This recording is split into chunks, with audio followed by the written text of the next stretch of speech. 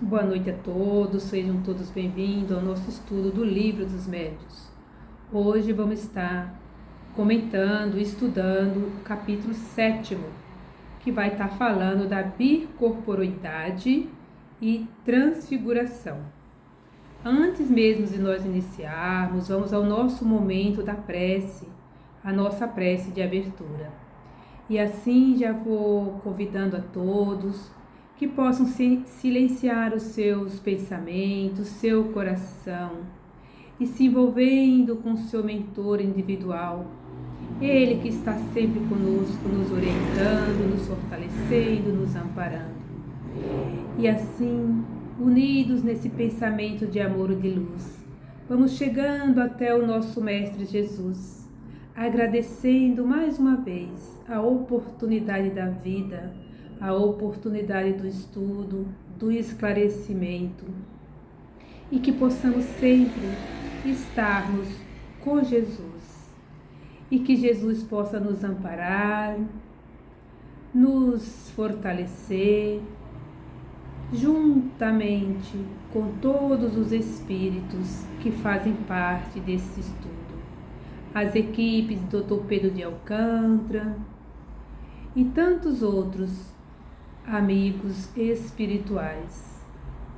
E assim, todos nós, já envolvidos, amparados, tranquilos e serenos, que possamos ter um estudo harmonioso, onde vamos trocar os nossos aprendizados e que Jesus possa envolver a todos nós, hoje e por todos sempre. E que assim seja, graças a Deus.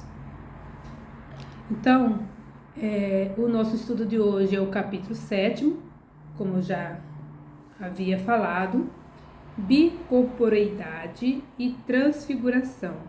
E dentro desse capítulo nós vamos ter aí os itens: aparições do espírito dos vivos, homens duplos, uma entrevista com Santo Alfonso de Ligório e Santo Antônio de Pádua, que são exemplos que Kardec vai estar demonstrando no decorrer aí do nosso estudo, e também falar da transfiguração.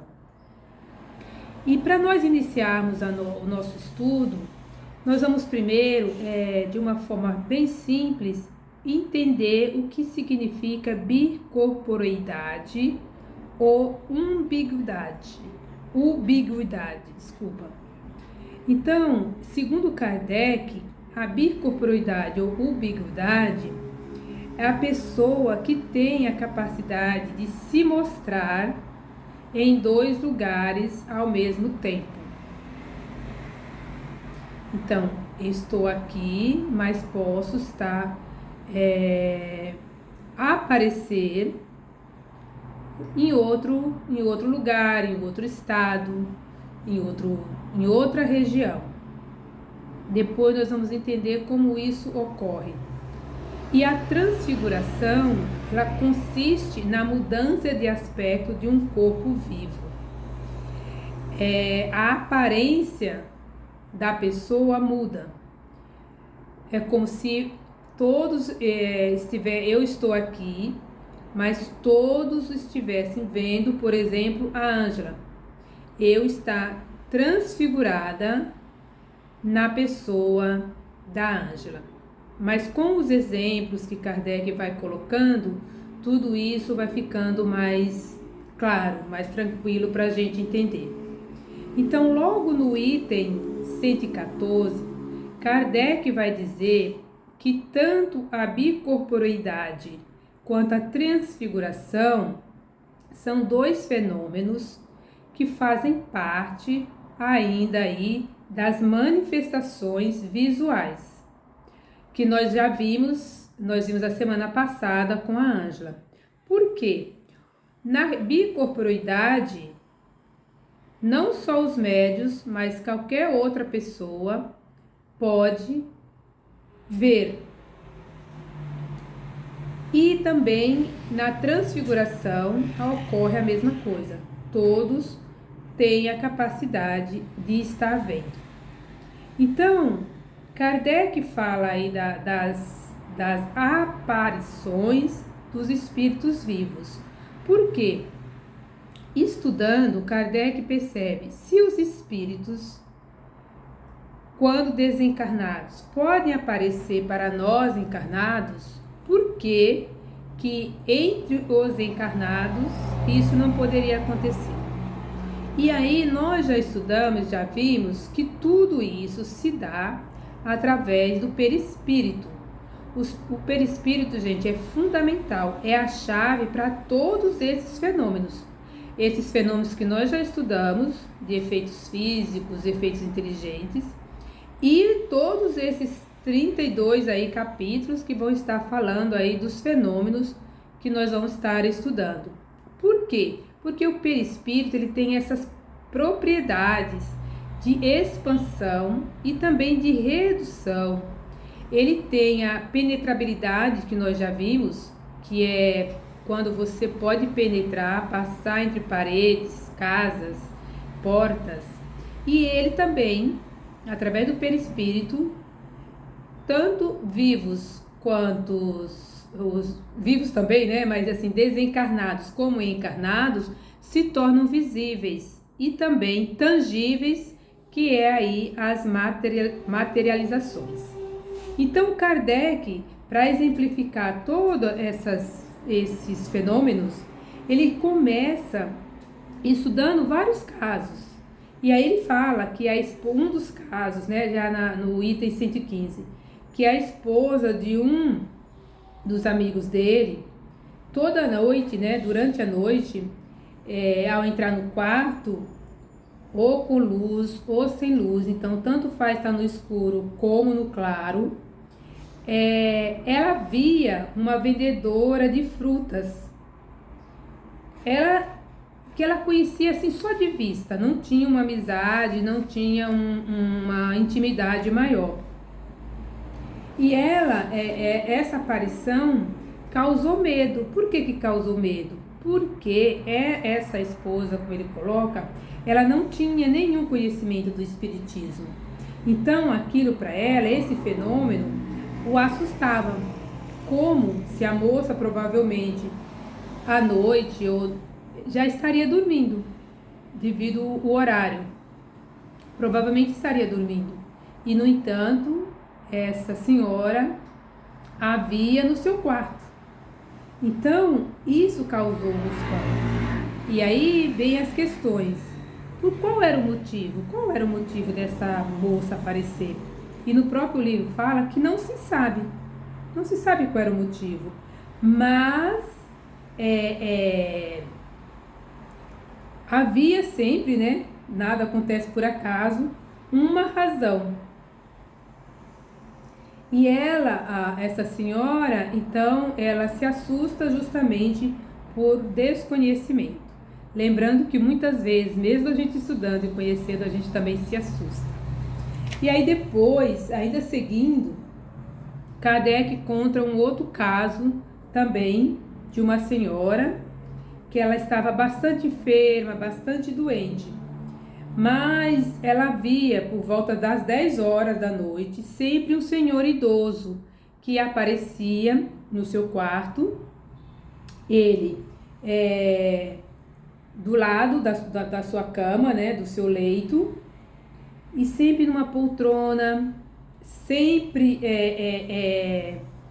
com cigarro, com tabaco, como ele fala, e parecia que ele vinha velá-la. E sempre que ela queria perguntar algo, ele falava para ela dormir, para ela não fazer nada. Então isso se repetiu várias vezes e ela realmente acabava dormindo. Depois de algum tempo, essa senhora já recuperada, já estava bem, esse senhor aparece em sua casa. E aí, ela até relata, né, que ele foi num horário menos inconveniente, ou seja, num horário mais cedo.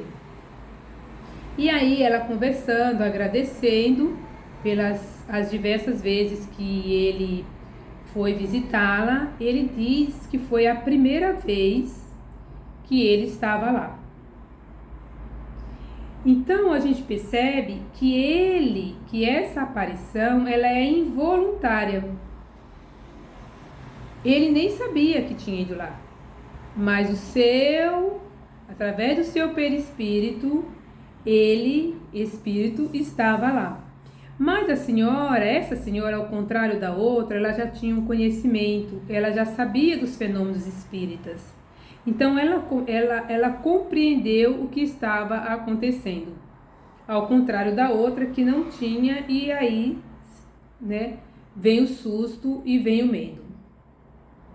Então essas aparições, elas podem ser voluntárias, né, quando você planeja, e podem ser involuntárias, que são não de uma forma consciente, mas por alguma razão, que aí Kardec deixa claro que muitas vezes não se sabe, essas aparições acontecem. E como sempre tudo tem uma razão de ser, né? Há sempre algum motivo aí da gente verificar que há sempre um auxílio por trás de tudo isso. Então, ainda seguindo, Kardec vai falar, né, que um outro caso também, que tinha um senhor que nunca quis casar. Ele nunca quis casar, mas a família sempre insistia para que ele viesse a se casar. E ele, um dia, né, estando no seu quarto, também ficou super admirado ao ver a presença de uma jovem, toda vestida de branco, com a cabeça ornada de flores. E ele percebeu também que ela estendeu a mão, e eles se deram a mão, né? E ele viu um anel. Então ele ficou surpreso com essa aparição. E aí ele ficou curioso para saber se alguém tinha realmente aparecido lá. E consultando a todos, ninguém havia aparecido na sua casa, na sua residência, né? E aí, um ano depois dessa aparição, ele ainda, né, cedendo aí às insistências da família, às solicitações de uma parenta, ele decidiu ir conhecer essa jovem que tanto se insistia para que ele fosse conhecer. E aí ele fala, né, que chegou no dia de Corpus Christi, e quando voltava da procissão, uma das primeiras pessoas que vê entrando na casa é uma jovem que reconhece como sendo a que lhe tinha aparecido. Estava vestida do mesmo modo, porque o dia da aparição era também o dia de Corpus Christi. Então as pessoas se vestiam lá, né, com a roupa branca. Ele ficou espantado, desorientado. E a jovem, quando o viu, soltou um grito e se sentiu mal. E depois que essa jovem volta a si, ela diz, né, que já tinha visto esse senhor. E isso a gente percebe aí neste caso, aí o casamento foi realizado, tudo, casaram. Neste caso aí, é interessante porque tanto o senhor como a jovem, eles se viram. Nos outros casos, só as senhoras que viram o espírito. Neste caso, não. Tanto a moça como o senhor, eles se viram e se reconheceram neste momento aí que se encontraram. Aí ele fala ainda, né, Kardec ainda coloca: disse-á, talvez, que ambos tinham o espírito impressionado pela ideia da união proposta e que essa preocupação determinou ele fala como alucinação, mas na verdade é essa a aparição. Mas é preciso não esquecer que o marido lhe era tão indiferente que ficou 1 ano sem ir ver a sua pretendida. Então, provavelmente, ele já tinha um laço aí por trás. Mas esse rapaz, esse senhor, ele não tinha, né? Ficava indiferente, não queria. E aí ele fala ainda que restaria para ser explicado a dupla aparição. No caso aí a dupla aparição, por quê? Porque tanto ele se aparece para ela, como ela se aparece para ele. E ainda, aqui Kardec vai falar, vai deixar bem claro no item 118, quando ele diz assim: antes de ir mais longe, devemos responder imediatamente a uma questão que não se pode deixar de indagar. E que questão é essa? Que é a de saber-se como o corpo pode deixar de indagar. Desculpa, gente. É a de se saber como o corpo pode viver enquanto o espírito está ausente. Então a questão é: como que o corpo pode viver enquanto o espírito está ausente? Aí ele diz: poderíamos dizer que o corpo pode viver da vida orgânica, que independe da presença do espírito. E a prova disso é que as plantas vivem e não têm espírito. Mas devemos acrescentar que durante a vida, o espírito jamais está completamente desligado do corpo. Por quê? Quando acontece esses casos de aparição, de desdobramento, que algumas pessoas falam sonhos, mas que são desdobramento, o espírito ele não está completamente desligado do corpo. E aí continua: os espíritos, da mesma forma que certos médiuns videntes reconhecem o espírito de uma pessoa viva pelo rastro luminoso que chega ao seu corpo, fenômeno que jamais ocorre quando o corpo está morto, porque então a separação é completa. E esse rastro luminoso que fala aqui no livro, nós provavelmente, muitos já viram em alguns livros, no último filme aí, O Nosso Lar, que sempre há um cordão, a gente fala, né? Algumas pessoas falam cordão de prata, esse cordão luminoso continua ligado entre o corpo e o espírito. Esse cordão, ele só acaba essa luminosidade quando realmente há aí o desencarne. Do contrário, esse cordão vai estar sempre ligado. Por essa comunicação, o espírito é advertido instantaneamente, a qualquer distância que esteja, da necessidade que o corpo pode ter da sua presença, e então ele volta com a prontidão de um relâmpago. Então o espírito ele é inteligente, ele sabe quando o corpo vai precisar, e esse retorno do espírito ao corpo é muito rápida, como ele fala aí, né? Na prontidão de um relâmpago. Disso resulta que o corpo jamais pode morrer estando ausente o espírito. Então fica bem claro. E jamais pode ocorrer o que? Este, no seu retorno, encontre a porta fechada. Então, o espírito, o corpo jamais vai desencarnar enquanto o espírito está ausente. E aí a gente sabe disso porque todas as noites, de uma forma ou de outra, todos nós passamos por esse processo, que é esse processo de sonho, que algumas pessoas falam de sonho, mas nós costumamos falar do desdobramento que ocorre quando estamos dormindo ou muitas vezes ainda não dormindo, porque mais para frente, aqui continuando, ele vai falar que nem sempre nós estamos dormindo, mas nós estamos num estado de transe. Então, continuando aqui no item 19, voltemos ao nosso assunto. O espírito de uma pessoa viva, isolado do corpo, pode aparecer como o de uma pessoa morta e ter todas as aparências da realidade e mais pelas mesmas causas que explicamos. Pode adquirir uma tangibilidade momentânea. Essa tangibilidade momentânea é a materialização, pode ser tangível, né?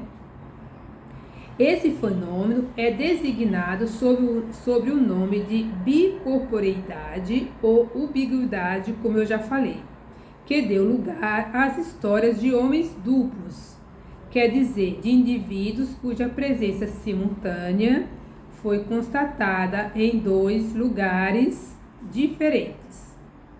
E aí Kardec explicou esses casos de aparições comuns de pessoas, né, comuns. E agora ele vai contar 2 casos aqui de 2 santos, né, que é o Santo Alfonso de Ligório, que ele foi canonizado como santo devido à sua retidão, devido à sua justiça e também por ele ter esse fenômeno de ubiquidade.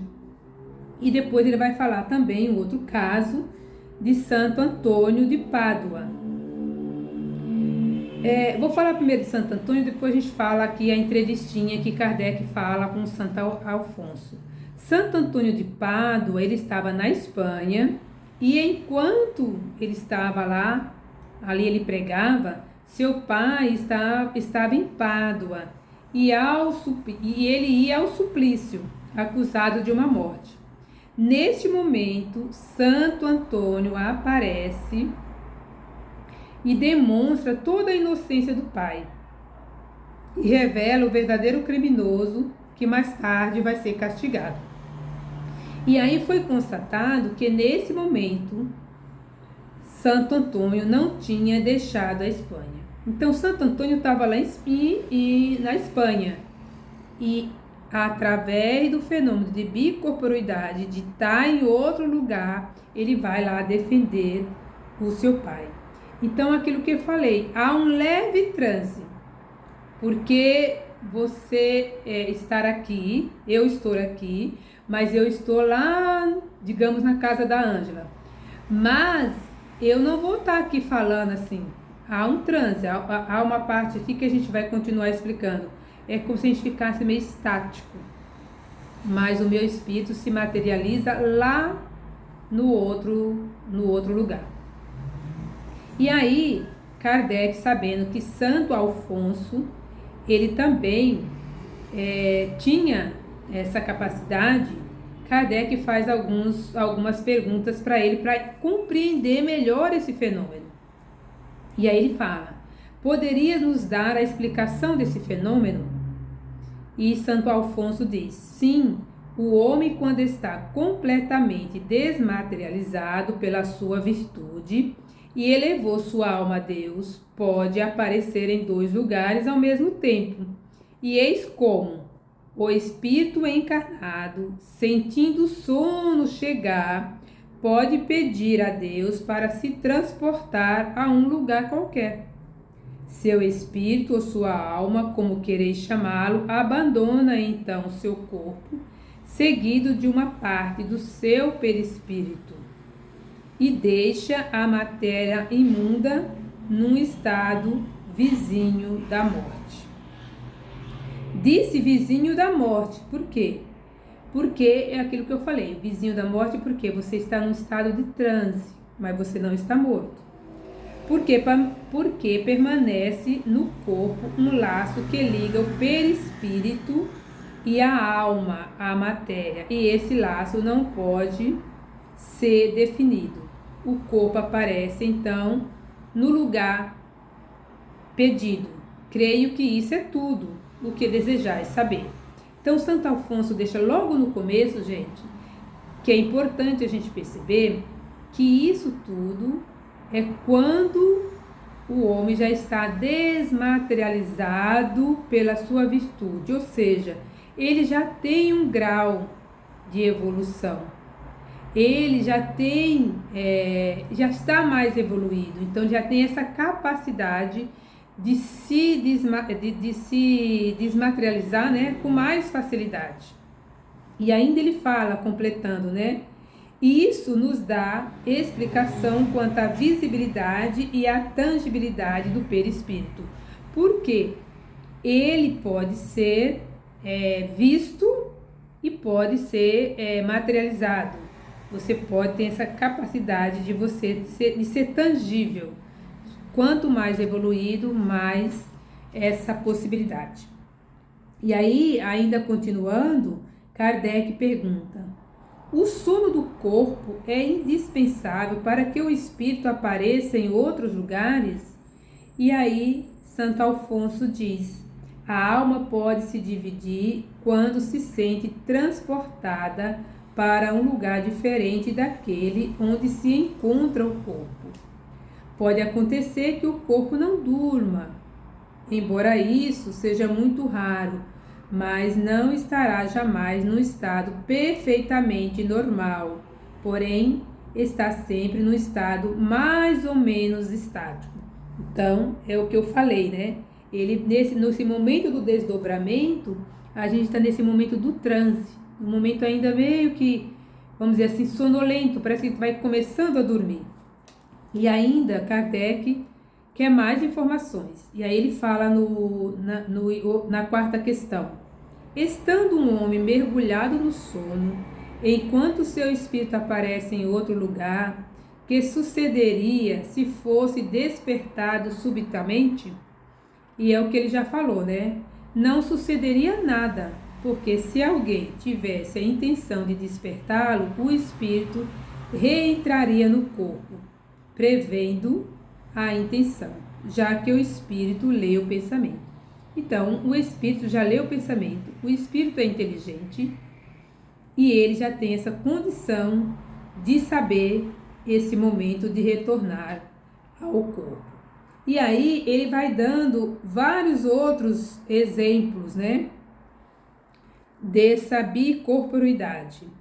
E aí ele fala um pouquinho mais para frente, no item 121, o indivíduo que se mostra simultaneamente em dois lugares diferentes tem, pois, dois corpos, mas esses dois corpos, só um é real, o outro não é senão uma aparência. Pode-se dizer que o primeiro tem a vida orgânica e que o segundo tem a vida da alma. Ao despertar, os dois corpos se reúnem e a vida da alma entra no corpo material. Então, o corpo real é esse meu corpo aqui. Mas no momento que eu estou em outro lugar, eu estou aí no momento do meu espírito, quando ele fala, né? Tem a vida da alma. E quando acaba, esses dois corpos, eles se entrelaçam, se reúnem e segue a vida, tá? Então, é interessante a gente perceber isso, né? Porque esses dois corpos, eles acabam se unindo. Isso, gente, hoje, esses fenômenos, ele é raro, né? Não é algo que acontece, assim, a todo momento. São casos raros de bicorporeidade. As aparições, a gente sabe que acontecem, mas no caso de você se transportar de um lugar para outro, isso já é bem mais difícil de acontecer. São capacidades raras. E aí a gente até poderia perguntar, todo médium consegue isso? Não, como nós já vimos, que são, como Santo Alfonso falou, que são aqueles médios que já têm uma virtude mais elevada. Então, tudo vai depender da sua elevação espiritual. E um outro caso que a gente às vezes, que a gente já ouviu falar, foi do professor Eurípides, né? Mas eu nem vou contar o caso, porque senão vai ficar muito longo. Mas aí depois vocês procuram estar estudando.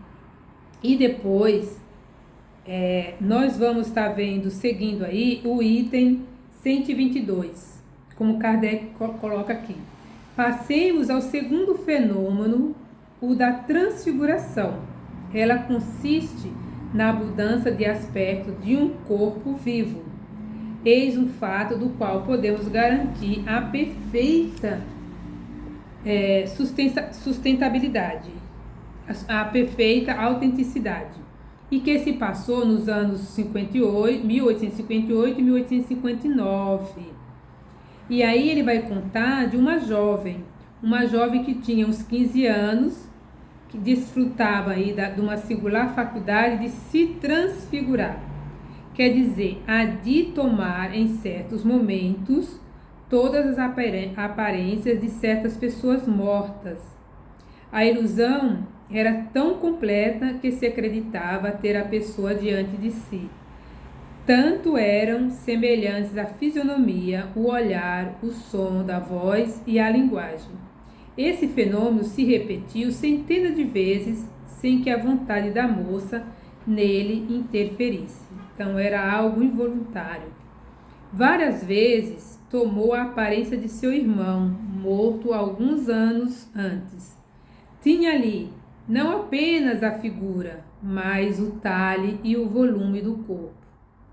E aí nos diz aqui, né? Um médico do local, muitas vezes, foi testemunha desses efeitos, ele fala de efeitos bizarros, e querendo se assegurar de que não era joguete e nenhuma ilusão, fez a experiência seguinte. Então, o que o médico vai fazer?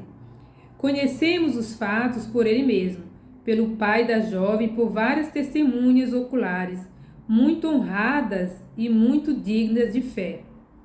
Teve a ideia de pesar a moça no seu estado normal, depois no estado de transfiguração, quando tinha a aparência de seu irmão de 20 e poucos anos de idade, que era maior e mais forte.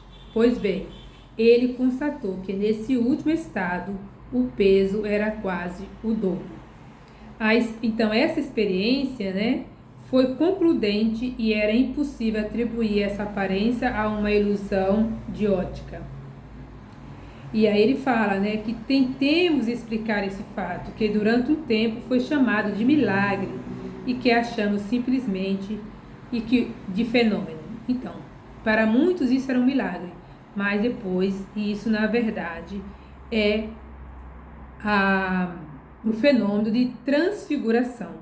E aí, seguindo no item 123, ele fala: a transfiguração, em certos casos, pode ter por causa uma simples contração muscular, que pode dar a fisionomia de uma expressão, ao ponto de tornar a pessoa quase irreconhecível. Frequentemente temo-la observado em certos sonâmbulos, mas nesse caso a transformação não é radical. Uma mulher poderá parecer jovem ou velha, bela ou feia, contudo será sempre uma mulher. E seu peso, sobretudo, não aumentará nem diminuirá. No caso do qual se trata, é bem evidente que há alguma coisa a mais. A teoria do perispírito vai colocar-nos no caminho. Então, assim, há algumas transfigurações que elas são completas, que aí é no caso do exemplo dessa moça. E há outras transfigurações que elas ainda não são completas, mas alguns traços, e aí nós podemos observar que muitos médiuns, né? Aí a gente sabe um pouco do Divaldo, quando ele se transfigura em Dr. Bezerra de Menezes, a voz. Nunca vi, mas eu já ouvi relatos que ele muda bastante. Mas são casos raros, né? Essa questão da transfiguração completa. Aí teve o exemplo da moça, mas em outros casos não é totalmente completa. Apenas alguns traços, como ele fala lá, pela contração muscular. E aí nós vamos ver que tudo isso, como eu já falei, vai se dar através do quê? Das propriedades do perispírito. Essa expansão, essa contração, essa tangibilidade. Aí, continuando, está admitido, em princípio, que o espírito pode dar a seu perispírito todas as aparências, que por uma modificação na disposição molecular pode dar-lhe a visibilidade e a tangibilidade. Então, a visibilidade é você ver, né? A tangibilidade é você sentir, que já são aí as materializações.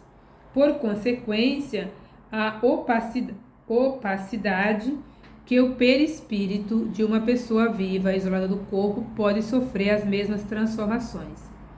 que essa mudança de estado opera pela combinação de fluidos. Então, toda essa mudança de estado na transfiguração vai ocorrer através de uma combinação de fluidos. E aí ele continua ainda, né? Um outro espírito, combinando seu próprio fluido com o primeiro, pode lhe substituir a própria aparência, de tal sorte que o corpo real desapareça sob um envoltório fluídico exterior, cuja aparência pode variar à vontade do espírito. Tal parece ser a verdadeira causa do fenômeno estranho e raro, é preciso dizer, da transfiguração. Então, ele já falou que é um fenômeno estranho, é um fenômeno raro. Hoje acho que a gente nem ouve mais, né, situações assim. Primeiro, até porque precisa de todo uma evolução, um grau evolutivo muito grande. E aí ele fala ainda, né, que quanta diferença de peso se explica no mesmo modo que para os corpos inertes. Então, essa diferença de peso, né, a pessoa toma realmente todo o corpo da outra, né?